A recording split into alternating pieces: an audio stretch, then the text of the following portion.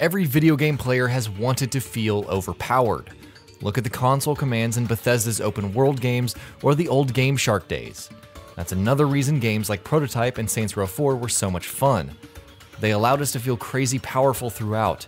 There are other games that make us feel overpowered, if only for brief moments of time, but when they do, it's the best feeling in the world. Keep in mind that we don't literally mean 5 minutes, it's just a figure of speech for a brief duration of time. With that said, let's move on. Grimoire Noir, NIER. Grimoire Noir is a black book that NIER possesses in the beginning of the game, granting him extraordinary power but at great cost. We won't go over the various complexities of NIER's storyline, but Grimoire Noir packs some serious firepower in the prologue. It's capable of firing powerful projectiles, tracking rounds, and even summoning demonic spears from the ground. The game sadly jumps 1,000 years into the future and deprives you of all of that power because, well, you need to play the game to find out. Heavenly Sword, Heavenly Sword. Though Noriko more or less has it throughout her journey to kill King Bohan in Heavenly Sword, its true power is only unlocked in the final battle. The funny thing is that in exchange for such power, the Heavenly Sword actually kills Noriko.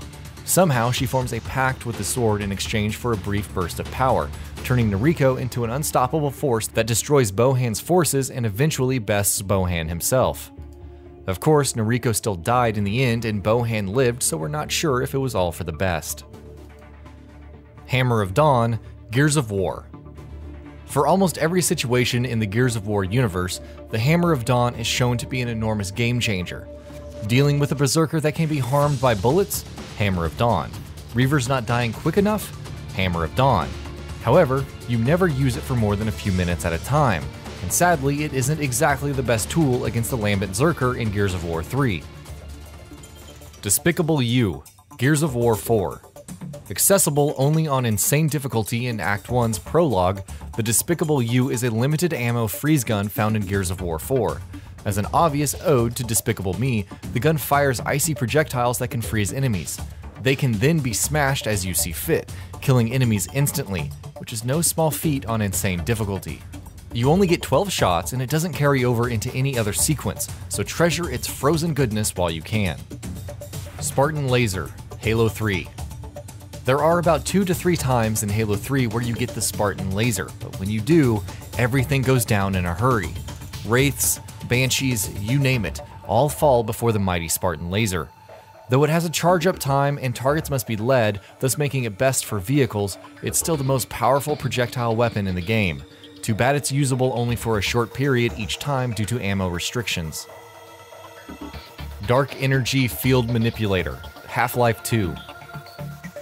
In the final mission of Half-Life 2, Gordon Freeman's zero-point energy field manipulator, or gravity gun, becomes supercharged by the confiscation field. This turns it into the Dark Energy Field Manipulator, capable of one-shotting enemies when grabbing them or knocking them away. It grabs much heavier objects as well, prompting even more destruction. The weapon re-emerges in Episode 1 thanks to another confiscation field, when Gordon and Alex have to stabilize the Citadel's core. GOLIATH'S BUZZSAW Arm, NIER Automata. For the most limited of time in NIER Automata, 2B, in a flight suit of course, commandeers the first Goliath's arm. That arm just happens to have a huge buzzsaw attached to it and let you smack the beast a few times, eventually weakening it for the kill. As one of the penultimate moments in the initial demo, the buzzsaw arm was perhaps our first hint that NIER Automata would be a batshit crazy game. It did not fail to meet those expectations, thankfully. Power Star, Super Mario Bros. The very definition of limited power, the Power Star in Super Mario Bros. Granted Mario invincibility, increased speed, and the ability to one-shot anything. Yes, anything. So it was more reliable than the Hammer of Dawn in that respect. Unfortunately, it only lasted for a few seconds, and only appeared at certain points. It wasn't an instant win button so much as a means to reach the level's end faster. Rocket Launcher, Resident Evil. The Resident Evil series has always been known for that climactic moment where the main character receives a rocket launcher to finish the final boss. In Resident Evil, it's used to demolish the Tyrant and eventually escape. In Resident Evil 2's B scenario for either character, it was received from Ada to destroy the T-00 Tyrant, and so on and so forth. Demon Sword of Paracelsus, Resident Evil 3.